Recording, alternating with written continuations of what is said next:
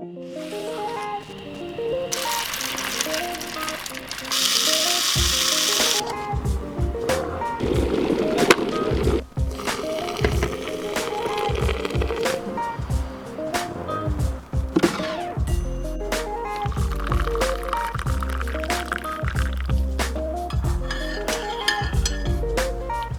this is the best coffee that I have ever had. Ah, yum. But you know what? For my whole life, I haven't even liked coffee until this one. This is an organic coffee from a farm in Costa Rica called Finca Rosa Blanca, an organic coffee plantation and resort. And recently, my family visited this farm. Finca Rosa Blanca is located in the mountain slopes of the Poás and Barva volcano region.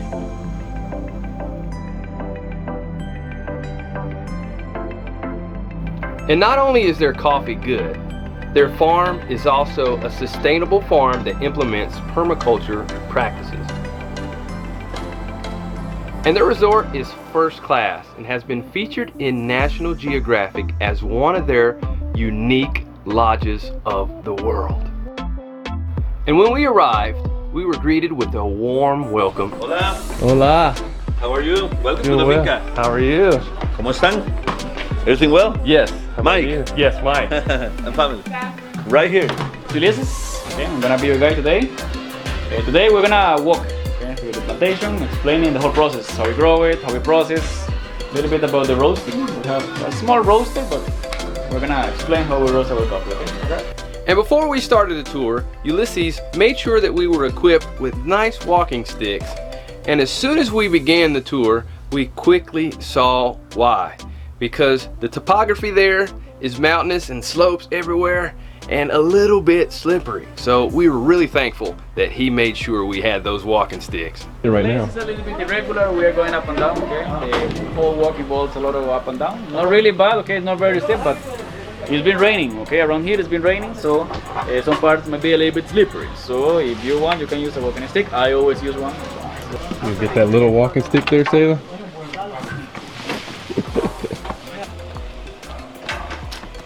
Here we go, on an adventure again. At the start of our tour, Ulysses took a moment to point out a neighboring coffee plantation that had recently failed. This used to be a coffee plantation just maybe a year ago, okay? The reason why right now there's no coffee here is because, well, the plantations have been reduced in the country in the last maybe 20 years. Climate is making it a little bit difficult to grow things, not only coffee, okay?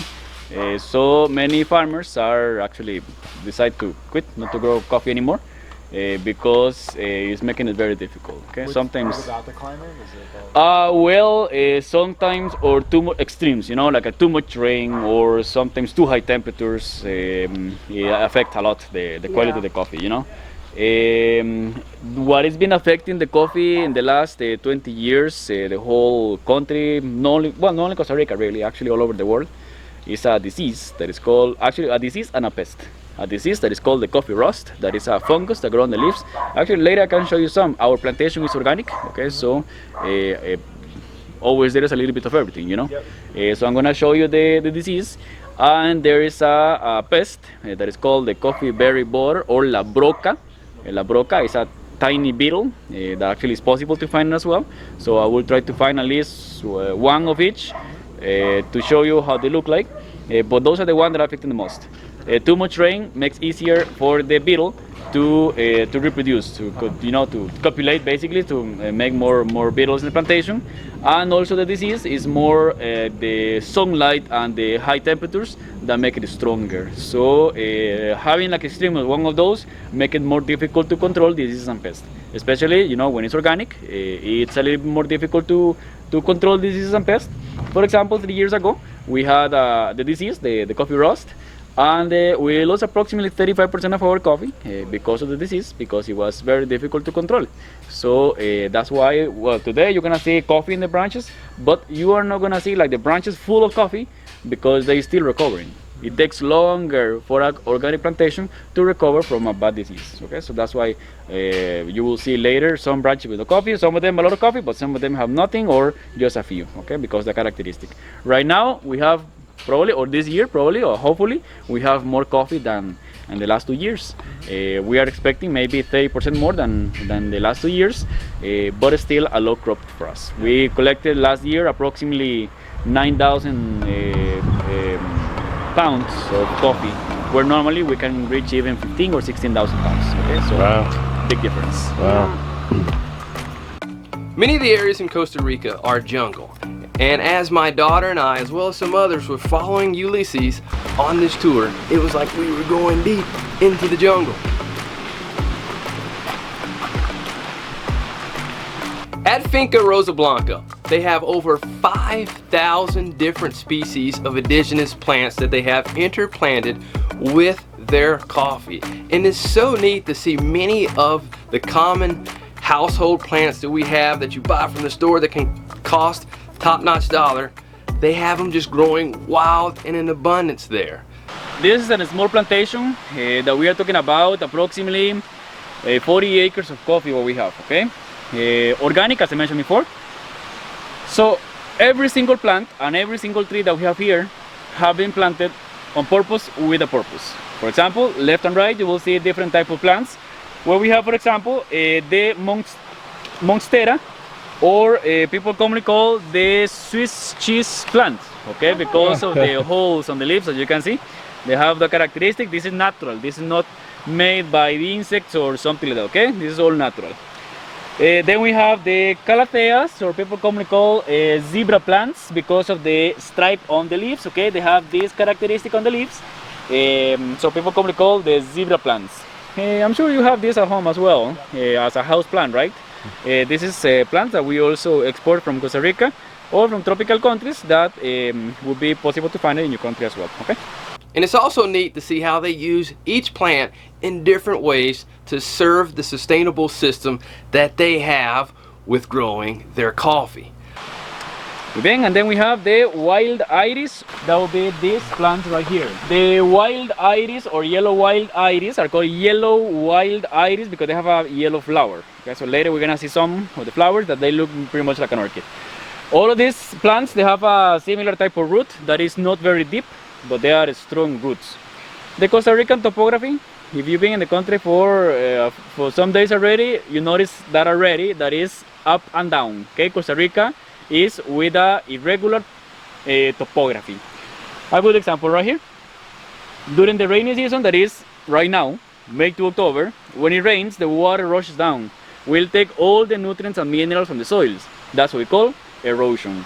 So to control the erosion, we are working with these plants. Calathea, Monstera, wild iris, they were planted as a barrier all the way in the edge of the plantation. This is what we call living fences for erosion control, to hold what the water is trying to wash away. Talking about leaves, fruit, flower, branches, all of this is gonna be held by these plants. So with this we try to control the erosion in the plantation, okay? So living fences for erosion control. Protection and decoration at the same time. They decorate a lot, you see? Yeah. And they also use other plants as a natural border or fence, like this one here. So these look like what kind of purpose do they serve here? This is a fence, okay? It's a fence they decorate a lot. Same as the one that I explained before, they decorate a lot. But at the same time, there's another plantation on the other side. So we have to make the fence very thick, dense fence in order to protect our plantation as well. Because on the other side, there's more coffee, but it's not organic, okay? So we make fences like this that are very thick and tall as well, from those that are called corn plant or dracenas, so people commonly call, in order to protect our plantation, okay? A distance between the plantation and then the fence to, just in case if they spray something, okay? That's another spider. And does this also attract pollinators that are beneficial to the area? Yes, will attract butterflies, hummingbirds, bees. That definitely will help a lot for the farm. Not that much the coffee, that's actually very important. The coffee doesn't really need the bees or the insects to pollinate. This is coffee, Arabica specifically, is what we call hermaphrodite, male and female, the same flower. So they don't need the pollinators, but always you see the bees. Okay, and what's the name of this flower again? Brazilian red cloak. Okay, thank you. You're welcome. And they also have a large number of fruit trees that are interplanted here. Around 50 different species of trees. We have mango trees, guava trees, different citrus, lime, lemon, oranges. All of them have the same purpose, which is to reduce the amount of sunlight that the plantation receives. Coffee receives less sunlight, they have a slower growing cycle. Yeah, it makes it more difficult for them. Exactly, concentrate they will flavor. struggle. Yeah. So they grow slower. Yeah. When they grow slower, prolong the fruit development. Yeah. As the fruit develops slower, so they concentrate more flavor. Okay? That's what they do in grapes for wine too. With shade as well? Or with something different? They try to make the root struggle. Ah. So they make it difficult for the roots. Or There have you go. A lot of grape, through water control and that sort of thing. That's with grapes. Yeah. Ah, very cool, excellent. Yeah, sometimes making the plants, to struggle somehow, not to kill it, just to struggle, and make it the quality even better, okay? So that's what happened with the shade in the plantation. As they struggle, trying to find sunlight, so then they concentrate more flavor. However, they produce less coffee. I don't know if you noticed, I forgot to mention, when I was showing you the bananas, Yes. right behind, the plants were full of coffee Yeah. because they were receiving sunlight, okay? Look at this part right here. They have coffee, but you can see the branches are not full like the one that I saw before. Right. Yeah. Okay, we have less, but more flavor. Okay, so that's the difference: shade grown versus full sunlight. Okay. However, they are working the same conditions, same soil, same climate, same elevation, which are the factors for quality of the coffee. So that means that they can go in the same package. However, some of them will intensify the flavor because they are growing in the shade. Right. Makes it, Exactly. Muy bien. All the benefits that we receive with the shade: leaves, fruit, flower, branches, fall in the soil. Look at the cover of leaves that we have right there. There's a cover of leaves that's making a protection against evaporation, so that keep the moisture for longer in the soils. Bananas, shade, and the cover of leaves will keep the moisture for longer in the soils. So no need for irrigation. The leaves, the fruit, the flowers, that's a fertilizer. Okay, compost, fertilizer. Okay, we have like a mold basically, and then all the trees that we have around here is like a home for wildlife. Birds, for example. Birds control the insects, so no need for insecticides or pesticides because the birds control that. Birds drop and fertilize the soils. At the same time, they spread seeds all over. More trees, more plants, and everything for free. So there are so many benefits that we receive in the plantation working like this. So this is what we call shade-grown coffee, or something people commonly call bird-friendly as well. Bird-friendly. Bird-friendly, because all the benefits that we receive with the birds. There are lizards, there are snakes, there are porcupines, armadillos, there are coyotes, there are snakes, different kind of wildlife around here. But the one that receive the most benefits and provide more benefit to the plantation are birds. That's what it's called, bird-friendly. And one of the fruit trees that has multiple purposes here on this farm is bananas. Not only do they harvest the fruit from the banana trees, but they also use it for irrigation. The bananas, like everything here, have been planted on purpose with a purpose, okay? Bananas are not the exception. Bananas are what we call our natural irrigation system. So here we are using no pipes or sprinkles or something like that. We work with the bananas. Banana is a plant, okay? It's a herb, to be more specific, it's a herb, okay? So inside what you find is just water. It's a fiber and water. So more than 20 liters of water that you will find inside the plant. In Costa Rica, we have the rainy season, dry season. During the rainy season right now, it rains a lot, so we do need to irrigate. We need it during the dry season.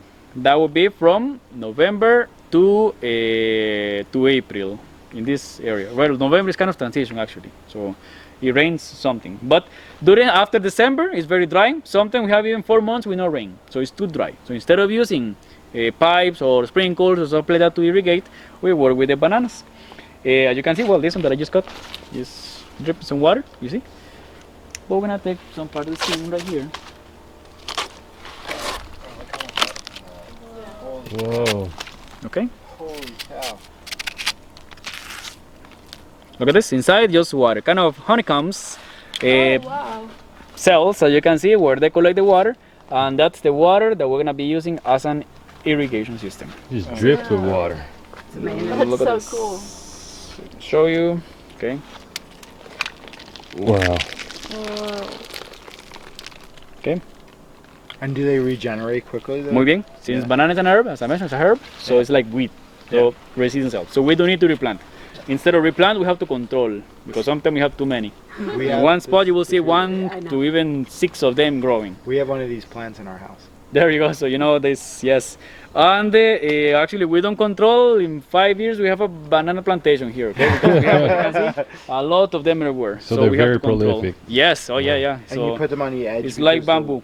Well, we have them everywhere, really. Yeah. We don't have like a specific place where to plant it. We try to cover as much as possible the plantation, but also we cannot have too much because you know that would be too much competition as well for nutrients. They need nutrients as well from the soil. So to avoid too much competition, so we have just specific places of the plantation. That one right there is plantain. And You see the fruit on top? Plantain. Yeah. Plantain. And then when you use it for the water, do you just like cut them here and then expect the water to just run off into the field, or do you actually take it into the field? We do it at this. Oh yeah. We wait for the fruit to be ready. Yep. Harvest the fruit. Yep. If the fruit is good, we use it. Okay. If it was eaten by birds or or it was too ripe, so we just leave it there. Yeah. That would be for fertilizer for the soil. Potassium, magnesium, or iron, depending on the species of banana. And then we chop the plant down. Leave the little pieces right there, like this one. You see, decomposing little by little. Yep. This one was chopped like around 2.5, 3 months ago, and this is what we have left. You see, and then the water just drains. and then the water drains back to the soil. Amazing. Exactly. So that would be what we call natural irrigation system. Do the roots hold any moisture themselves to keep in the soil? Some actually, well, they from the roots they first absorb water. Okay. It's like a cycle basically. Okay, to explain this in a different way, it's like a cycle. So they absorb water from the rainy season, they hold it inside, and then we chop it down, we take it back during the dry season. That's the way. It's like a water storage basically. Okay, they suck water from the rainy season, and then we are the one who take it back to the soil by chopping the plant down. Okay. These different, are each of these different lots of, each one have a different name, so are these different? Okay, yes, we have the plantation in lots because every lot have, let's say, we have like an internal control. We are doing different here that is making this better than that one. Yeah. So we can improve the others by doing what we are doing here. It's like an internal controls, okay? Yeah. We also control the ages because every lot have a different age as well, okay? And more like a control basically, internal control of the plantation. That's the reason why we have the plantation in lots. How old are the plants? Depending on the lot, some of them are very young, could be like around, the youngest lot that we have right now is 4 years approximately. However, the older the productivity declines. That's the reason why when they are reaching around 15 years maybe, we take the plant from the root, we pull out the plant from the root and plant a new one. Okay, so that's kind of how many years?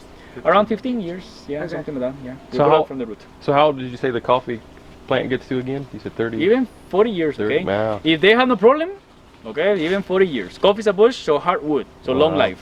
That's the reason why it also takes long time for the bush to bear fruit, because it's a long life, so it's slow growing. Okay. So we need at least 3 years for the first crop.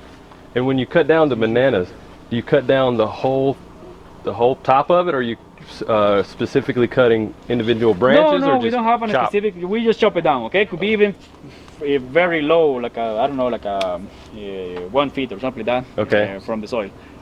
But something we just do it like this because that's the way that also slowly will be decomposing. Okay. So Okay. No, we don't have a specific size or way to chop it. Just chop it. Okay. Yeah. Wow. Amazing.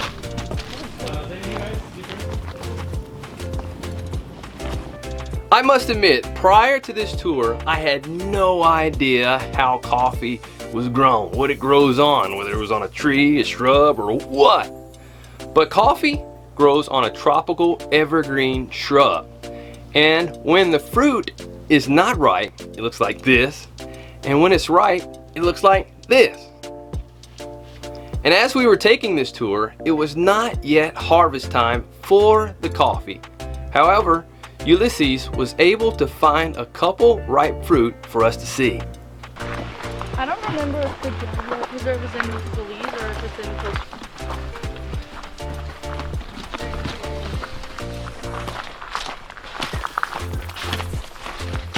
The season for harvesting, we are almost there, okay? Okay. The season for harvesting is from November to January. Okay. We start like at the third week of November or at the beginning of December, normally harvesting the coffee, okay?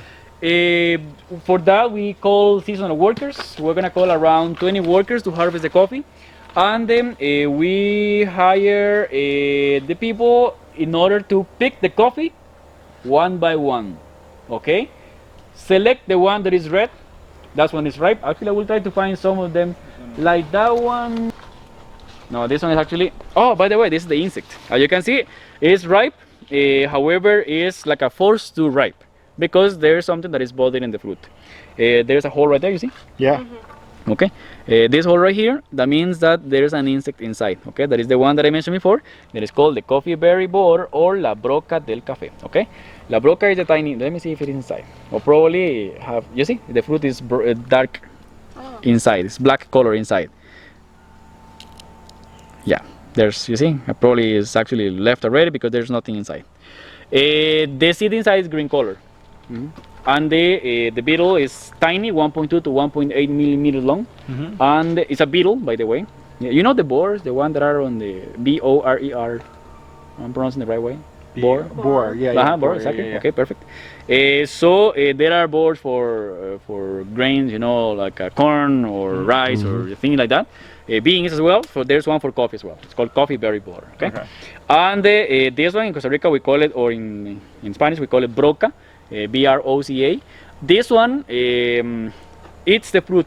The female is the one that drills the fruit. So that means that the female is the one who first made the hole inside. They copulate outside the plant, and then when the female is pregnant is when they will find a place where to lay their eggs. In this case, will be inside the coffee fruit. So the larvae will have something to eat, and that will be the coffee. That's the reason why it's so harmful. Once they are inside, not even chemicals can kill it, because it's inside the fruit. Okay, inside the seed actually. Yeah. So it's hard to remove it. So the reason why we need to attack, let's say, when they are outside. How we do that? Well, we work with traps. We use what we call the pheromone traps. In Costa Rica, there are laboratories where they extract the female pheromone of the beetle, and then we mix it with water. We hang like a bottles on the plants, and then with a little hole right there, the insects will go inside. The male will exactly smell it, and then we'll find the trap and we'll go inside trying to find the female, but what they're gonna find is water. Okay, so in this case we'll fall in the water, and then there's no way for them to get out. That's the way to control the pest. As I mentioned, not 100% efficient. It is efficient, but not 100%. Yeah. So always we have some of the insect in the plantation. Ulysses explained that there are 3 layers of the coffee fruit that must be removed before the coffee can be roasted. The first layer is an outer skin. The second layer is a slimy concentration of sugar, and then the last area is parchment. And after looking around a little bit more, he was able to find some coffee that had naturally ripened. This one definitely is a better example. You can see we have to remove 3 layers of the coffee. That is, number 1, the outer skin. This one should be red color. Number 2, you can see there's like a slimy part inside, okay? There is like a water inside here, you see? This slimy part is a concentration of sugars that we commonly call mucilago or mucilage. Sugars that we find inside the coffee fruit. And then there's a 3rd layer that we call it parchment. I want to show you a better example, okay? Parchment skin is the one that protects the bean that we roast. The bean that we roast is the one that is called green bean, or in Costa Rica we call it the golden bean, or grano de oro. That's because what represents economically for Costa Rica. Yeah. For Costa Rica, this is our gold. Yeah. That's the reason why it's called the golden bean. So outer skin, mucilage, and parchment to get what we roast. So little by little, again, we're gonna explain the whole process of coffee to get the bean that you also get in the States, okay? The bean that you roast in the States. As I mentioned, coffee is a fruit. The workers, when they're picking the coffee, you will see them always eating some, okay? Why is that? Because it's so sweet, it's very sweet, it's a concentration of sugars. By the way, you guys in the States, with this skin, you're making an infusion that is called cascara. I don't know if you're familiar with that. Cascara? Cascara, exactly. Cascara is a word in Spanish that means outer skin. Cascara. So they are making an infusion out of the skin of the coffee, okay? Like a tea, basically. Like a tea out of the skin of the coffee. In Costa Rica, we are making flour out of this to bake, to make cookies and bread out of the skin. It's called coffee flour, exactly. To bake, to make cookies and bread out of the skin of the coffee, okay? So it's gluten free. Oh wow! And then But does it taste like it? doesn't taste like coffee. No, but it tastes like flour. Yeah, Like, yeah. I mean, it's like something like a fruity. Okay. The bread and the cookies will have the characteristic like fruity. You like it? Okay. Muy bien. Yeah. So we have to remove the outer skin. Uh-huh. Then the slimy part, washing it. Did you taste it? Yeah. It's really good. And then we have to dry the coffee for around 12 days, sun dry, to get rid of the third layer that is called parchment skin. So later I'm gonna show you that one because we have coffee that is dry already, and you will see how easy it is to break the parchment to get the beans from inside. You will see also how hard the seed is, okay, after the coffee is being processed. So outer skin, mucilage, and parchment to get the bean that we roast. Do you guys give the outer beans to someone to make flour? We make it here. You make flour. Yes, but during the season is when we have the, for example, here at the restaurant, we collect bananas, we collect mangoes.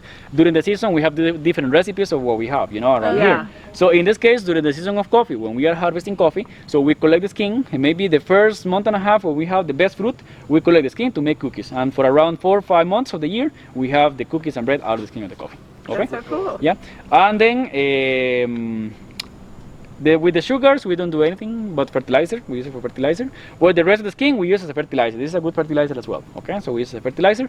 And then with the parchment as well, we make some fertilizer. But also, we have a hen house in the hotel. We have a hen house, and on the floor, like a bed, basically, we put as a bed.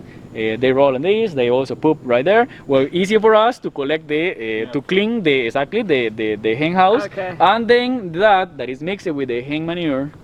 Is fertilizer. Yeah. Okay, so parchment skin and the hen manure is fertilizer. So we can take it back to the plantation as a fertilizer. So reuse it. Okay. That's got to be a great fertilizer mixed with chicken poo. Completely. Wow. Okay, it's one of the best fertilizers to put nitrogen, you know, in the soil. So exactly. So that's as I mentioned, a good way to reuse, you know, what we have around here. Okay. What happens if you try to eat the outer layer?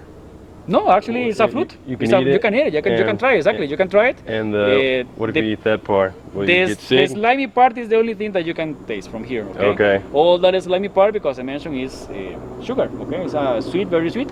So that's the only thing that we can eat. That's what workers are doing. You will see, as I mentioned, eating some, but they just soak the sugars and spit the seeds out because the seed is very hard. And actually, if you shoot this, if you eat it, tastes nothing. Aromas and flavors that we know as coffee are after the roasting process. So you have to roast the coffee to get what we know as coffee. Actually, if you smell it, it smells like a fruit. It doesn't smell like coffee. And that was my first time trying coffee fruit. It really was good. It was very different. And it's also neat to know that they use each layer in multiple ways. One, they use the outer skin for baking in their restaurant, as well as using it for fertilizer, mixing it together with the chickens that they have on site. I'm a huge fan of sustainable farming and permaculture. But one of the questions that I had in mind throughout this tour is, how difficult is it for the farmers to harvest the coffee with having to work on the terrain and the slopes and all the various plants that are interplanted with the coffee? We can say that physically, it's very difficult, you know, because this part actually will be very easy. This is like the easiest part of the plantation. Okay. But going downhill, uphill, you know, sometimes are very steep hills, sometimes slippery. Yeah. That's what makes it difficult. Why is that? Because the workers are working with the basket in the front. And the basket can be like even 30, 50 pounds, okay, depending how much weight they can carry, you know. But the basket gonna be with a belt around the waist. Yeah. So they have to need a support in the back, you know, because it's quite heavy. Okay, so definitely involves a lot of physical work, you know. Not something that is impossible. This actually is done men, women, and even very young people. Okay, so sometimes you will see even, well, not working, but most time children in the plantation because they come with the parents. Okay, but it's not difficult. Something that someone cannot do it, you know. But involves a physical job. So that's kind of the difficult part. And here's another thing that I didn't know, and you might not know either. What countries are the largest producers of coffee in the world? Costa Rica is a very small country, so we cannot compete in quantity with countries such as Colombia, Brazil. Brazil is the largest producer of coffee in the world. with approximately 30.1% of the coffee in the world. Colombia, 9% of the coffee in the world. Third largest producer. Costa Rica, only 1% of the coffee in the world. So we cannot compete against that. Do you know who's the second largest producer of coffee in the world? So Brazil number 1, Colombia number 2. Brazil 30.1% of the coffee in the world. The second largest has 19% of the coffee in the world. And the third one, which is Colombia that I mentioned, 9% of the coffee in the world. So who is the second one? Second largest producer of coffee in the world. Ethiopia is number 5, something like that. Ethiopia, by the way, that's the country origin of the coffee. The coffee belongs to Africa. Coffee was brought to Costa Rica. So coffee doesn't belong to the Americas. Coffee doesn't belong to Asia or to Europe. The coffee belongs to Africa. That's where the coffee originally is. Wow. Ethiopia and Africa, that's where the coffee came from, or was discovered. At the 15th century, the coffee got into history of the world as a drink, basically. But it's originally from Africa, okay? Second largest. Mexico is like number 8, 9, something. They have a good quantity of coffee, but not the second one. Okay, the second one is in Asia. Indonesia number 4.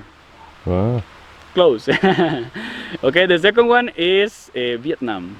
Oh, wow. It's a hard guess. But not many people know that Vietnam is a coffee producer. Even, I mean, I've been with many people here that have been in Vietnam and they don't know that Vietnam was a coffee producer. Okay, and why is that? Because they are producing a second species of coffee that is not Arabica, which is Robusta. Okay, Robusta is the second species, and that one is lower quality. That one is not always labeled in the market. That's the reason why not many people know about Robusta. So not many people know about the countries that are growing Robusta. Not many people know that Vietnam is a coffee producer, or even less, that is the second largest producer of coffee in the world. I mean, 19% of the coffee in the world is a lot of coffee for people not to know. But what's the reason? Because there's no information about that in the market. Okay, so not many people know that Vietnam is a coffee producer. Exactly. But the coffee is always there. I'm sure that all of us have tried Robusta coffee at least once in our lives. As a blend, okay, it's possible, as a blend, because they make a lot of blends of Arabica and Robusta. Or, I don't know if you ever tried the instant coffee.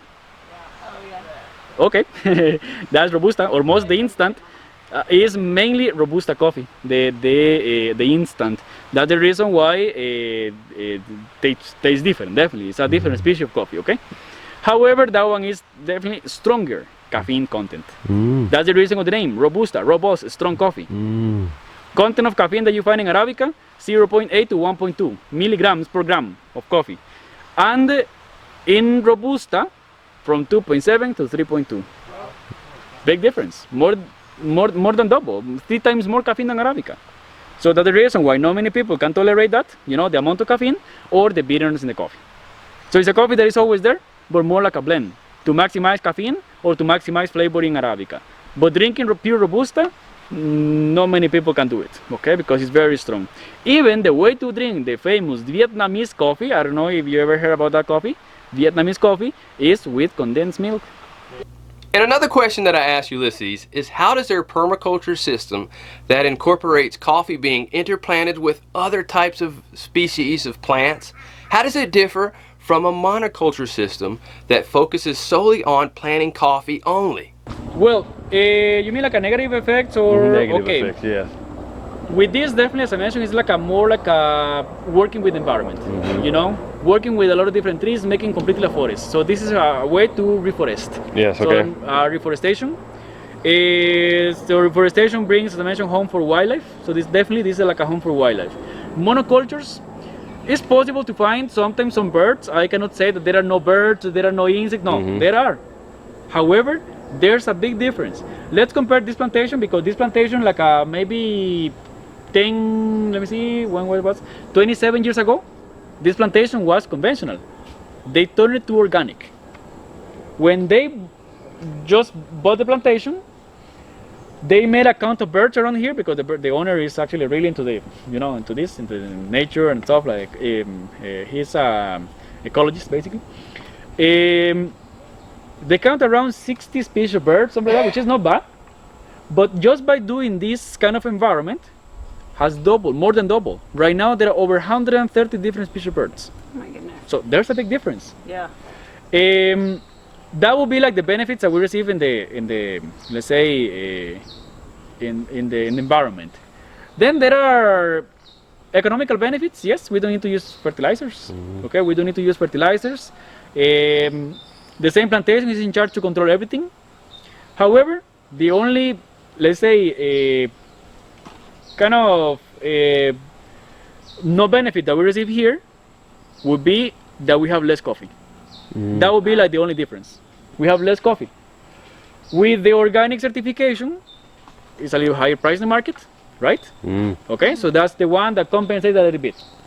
But definitely is not as profitable as conventional.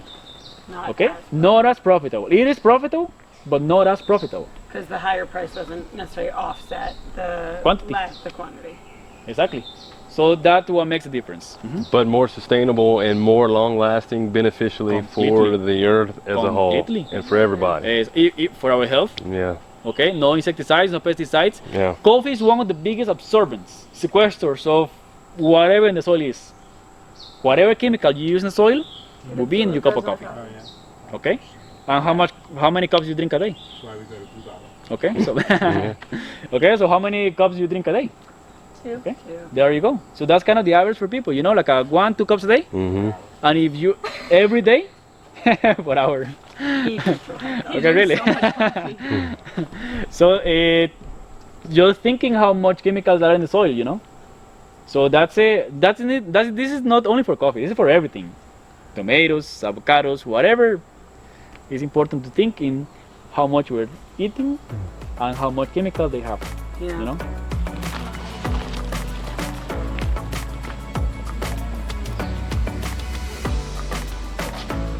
I'm so glad that my daughter and I went on this tour with Ulysses. Finca Rosa Blanca is really an amazing farm, and it's so neat to see how they have taken what was once a monoculture-based farm growing mostly coffee, and how they have integrated within the topography, as well as added so many various types of indigenous plants to create a permaculture system that has attracted so many different types of wildlife, of insects and birds, that has really made this sustainable system work, as well as produce a tangible product for many to enjoy. Make sure you stay tuned for the second part of my time at Finca Rosa Blanca with my family. My daughter and I got to do a coffee tasting on the farm, as well as we got to eat together as a family on their farm-to-table restaurant and tour some of the rooms of this first-class resort. So make sure you stay tuned.